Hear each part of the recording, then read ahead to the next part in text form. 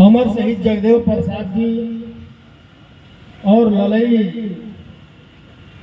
यादव जी के बारे में बहुत साथियों ने बताने का काम किया, लेकिन आज जो देश का परिस्थिति है वो सवाल ये नहीं है कि अमर शहीद जगदेव प्रसाद जी ने क्या किया और ललई यादव जी ने क्या किया। सवाल यह है कि आज जो देश का परिस्थिति है, अगर आज अमर शहीद जगदेव प्रसाद जी होते और ललई यादव जी होते तो क्या करते। सवाल यह है और बहुत बड़ा सवाल अमर शहीद जगदेव प्रसाद जी ने हम लोगों के लिए छोड़कर गए हैं। और उन्होंने कहा था कि 100 में 90 शोषित है, 90 भाग हमारा है, धन धरती और राजपाट में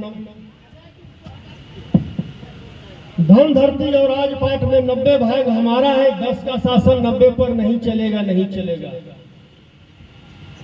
लेकिन आज हो क्या रहा है, हम हर साल जगदेव बाबू का शहादत मनाते हैं, जयंती मनाते हैं और इस नारा को हम बोलते हैं, और जब चुनाव आता है तो हम जगदेव बाबू के संकल्प को भूल जाते हैं और उसी जाल में फंस जाते हैं जिस जाल में हमको जगदेव बाबू ने फंसने से मना किया था कि 10 का शासन 90 पर नहीं चलेगा, और हम उसी 10 का शासन बनाने का काम करते हैं। उसका कारण एक ही है, हमारे देश में पूर्व से ही 2 विचारधारा चलते आया है।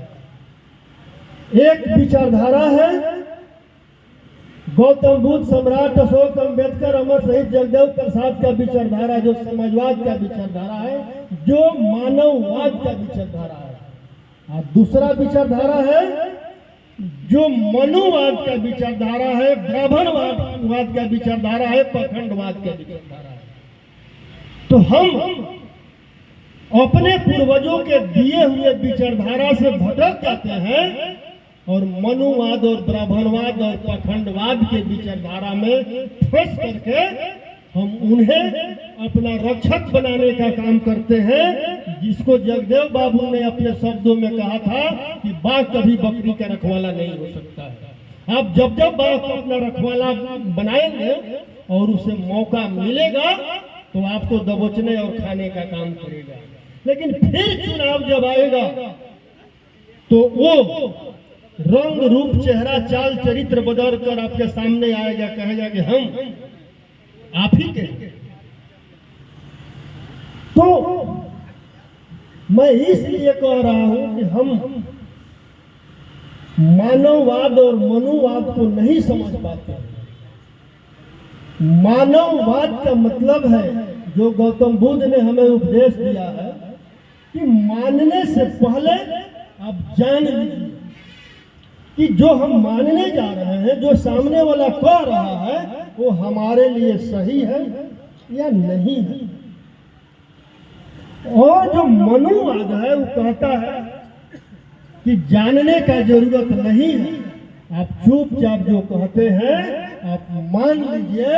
उसी कड़ी में 14 के चुनाव में नरेंद्र मोदी जी हमारे बीच आए और उन्होंने कहा कि मैं ओबीसी माँ का बेटा हूँ, मैं ओबीसी माँ का बेटा हूँ। और सारे भारत के ओबीसी ने मान लिया कि ये ओबीसी माँ का बेटा है। जब ये प्रधानमंत्री के कुर्सी पर बैठेगा तो ओबीसी का कल्याण करेगा। लेकिन इन्होंने ये जानने का प्रयास नहीं किया कि जब 90 में मंडल आयोग लागू हुआ था और मंडल आयोग के विरोध में जब कमंडल चला था, उस कमंडल का संयोजक कौन था? अगर नरेंद्र मोदी जी ओबीसी हैं तो 90 में कमंडल का संयोजक नरेंद्र मोदी थे, जो ओबीसी के आरक्षण के विरोध में पूरा देश में सरकार गिराने का काम किया। वही व्यक्ति है नरेंद्र मोदी, जो हम उसके झांसे में आ गए। तो हमें समझना पड़ेगा, अगर वो ओबीसी होता तो क्या मंडल आयोग का विरोध करता और सरकार गिराने का लोग काम करता? और एक बात और हम समझ हम समझ नहीं पाते। नरेंद्र मोदी जी ने कहा कि मैं 11 साल की उम्र में घर छोड़ दिया। मैं 11 साल की उम्र में घर छोड़ दिया। 1950 में उनका जन्म हुआ और 11 साल की उम्र में उन्होंने घर छोड़ दिया। कितना हुआ? 1960। और उन्होंने कहा कि मैंने 35 वर्ष भीख मांगा। तो 60 और 35 95, जबकि 90 में वो कमंडल का संयोजन थे। अगर वो 95 तक भीख मांगे तो फिर उन्होंने एक झूठ बोला कि मैंने ट्रेन में चाय बेचा, मैंने प्लेटफार्म पर चाय बेचा। जब 95 तक भीख मांगा तो उसने ट्रेन में चाय कब बेचा, प्लेटफार्म पर चाय कब बेचा, ग्रेजुएशन कब किया, एमए कब किया? ये है नरेंद्र मोदी के मनुवाद में हम लोग फंस गए और उन्होंने अपना रक्षक बनाने का काम किया, जिसने ओबीसी और एससी एसटी के अधिकारों को हनन कर रहा है। कैसे कर रहा है? वो प्रधानमंत्री बनते ही ओबीसी और एससी एसटी के बच्चों के साथ छल करने का काम किया। शिक्षा और नौकरी में क्या किया कि ओबीसी का आरक्षण 27%, एससी एसटी का 22.5%, 49% आरक्षण से बच्चे भी नौकरी में जाते थे और जनरल से भी हमारे बच्चे जाते थे। लेकिन उसने एक विधेयक लाया कि आरक्षण वाले जो हैं सिर्फ आरक्षण में ही रहेंगे, यानी जो 90% की आबादी है, 90% की आबादी के लिए 49.5% और 10% की आबादी के लिए 50.5% आरक्षण देने का काम किया, इनडायरेक्ट, मतलब पीछे के दरवाजे से। और हम समझ नहीं पाए उस बात को। हम उस बात को समझ नहीं पाए। इतना ही नहीं, उसके बाद जो नई शिक्षा नीति 2020 उन्होंने लाया, उस नई शिक्षा नीति में जो है,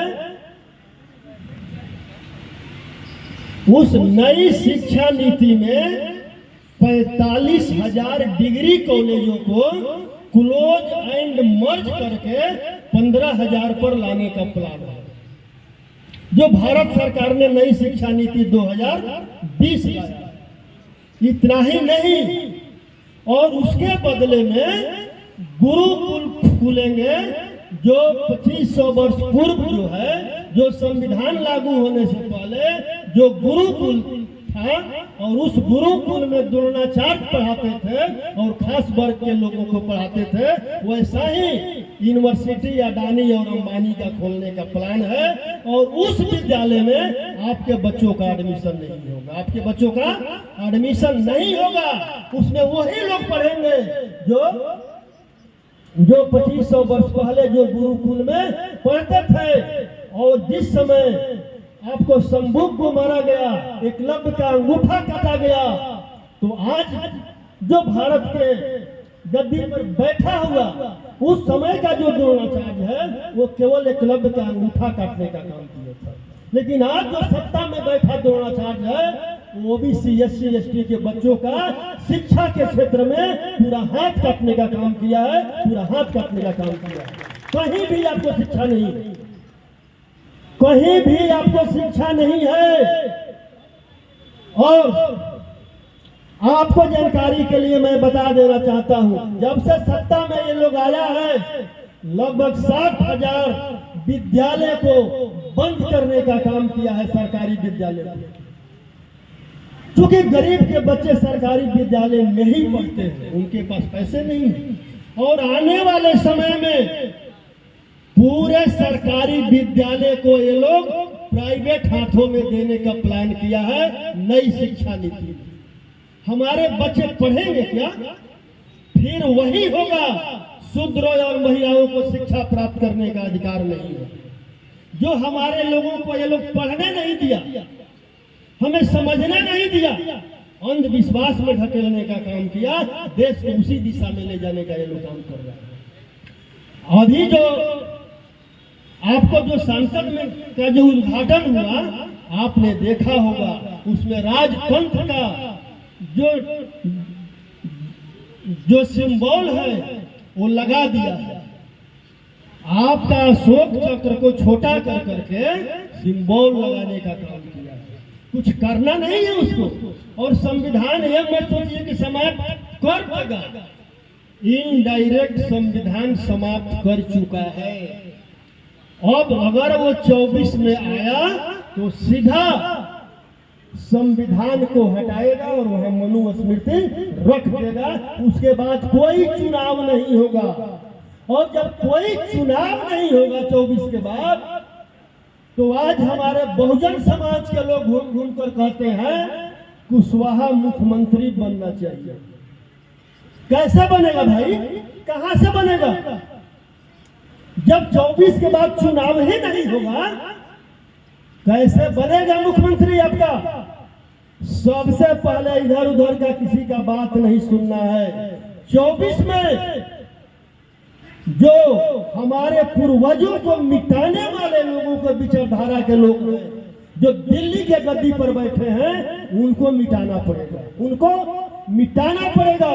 और जब तक नहीं मिटाएंगे 90% लोगों को अधिकार नहीं मिलेगा, और अमर शहीद जगदेव प्रसाद को सच्ची श्रद्धांजलि नहीं होगी। लेकिन कैसे मिटा पाएंगे उसको? हम उससे तो लड़ लेंगे, लेकिन उसके सामने जो हमारे लोग खड़े हैं, उनसे कैसे लड़ेंगे? क्योंकि नरेंद्र मोदी और बीजेपी आरएसएस वाला एकमात्र कुल्हाड़ी है, और उस कुल्हाड़ी में जो बैठ लगा हुआ है हमारे बहुजन समाज के लोगों का बैठ है, हमारे बहुजन समाज के लोगों का बैठ है।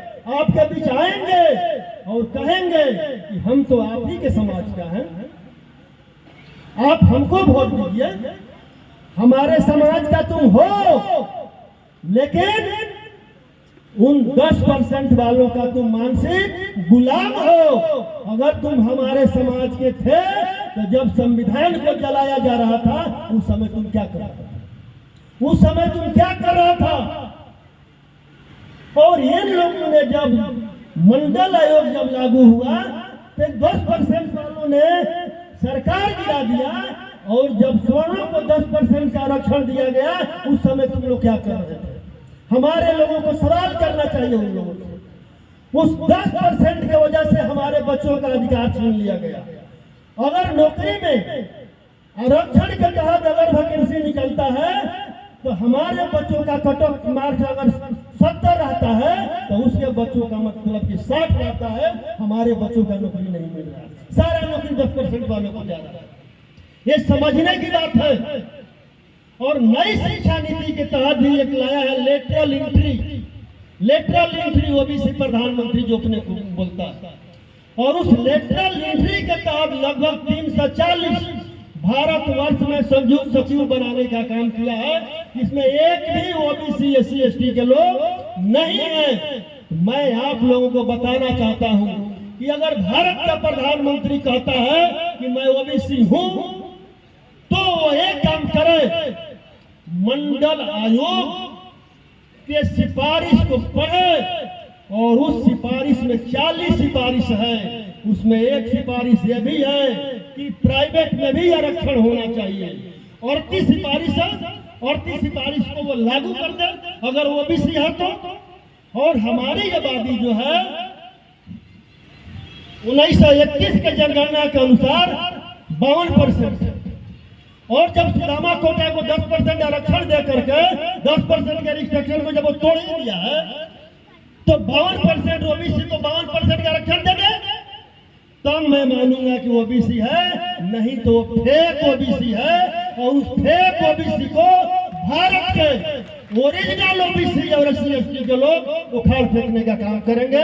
और मैं आप लोगों से आखिरी बार आग्रह करता हूं कि अगर अमर शहीद जगदेव प्रसाद जी को सच्ची श्रद्धांजलि देना चाहते हैं, तो उस केंद्र में बैठे ओबीसी एससी एसटी के दुश्मन वाली सरकार को मिटाने के लिए इंडिया गठबंधन बना है, इंडिया गठबंधन बना है। आप सभी लोग एक लाइन से इंडिया गठबंधन के साथ खड़ा होकर के उस मनुवादी सरकार को मिटाने का काम करिए। नहीं तो आप अपने बच्चों के आंख में आंख मिलाकर बात करने योग्य नहीं रहेंगे। मैं तो कह दूंगा कि मैं लड़ाई लड़ रहा था ओबीसी एससी एसटी के लोगों के लिए, लेकिन हमारे लोग घूम गए और बहरे थे, हमारे लोग घूम गए और बहरे थे। आप लोग सुनिए, आपके बच्चों के भविष्य का सवाल है। अगर आप चाहते हैं कि हमारे बच्चे गुलाम न हो तो केंद्र में बैठे सरकार को मिटा दीजिए। जय भारत, जय बुद्ध, जय भीम, जय जगदेव।